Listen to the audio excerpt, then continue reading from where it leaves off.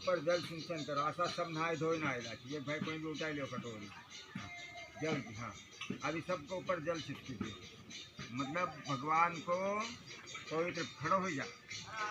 ओम पवित्रम पवित्रो सर्वागतम beam ईश्मन पुंडरीकाक्षम सवा भयंकर शुचि।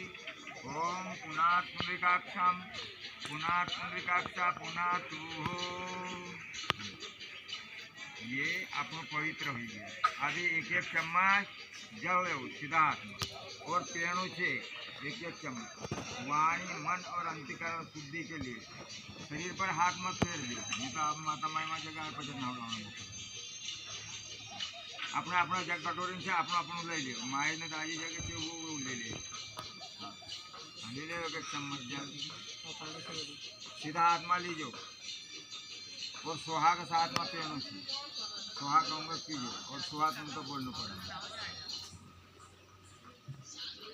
वाणी अपनी मिट्टी होने से अंतिकरण शुद्ध होना चाहिए। ओम व्रतो पितम्मा सिंह स्वाहा सब ले लिया पी जाओ। हाँ अभी दूसरी चम्मच लो।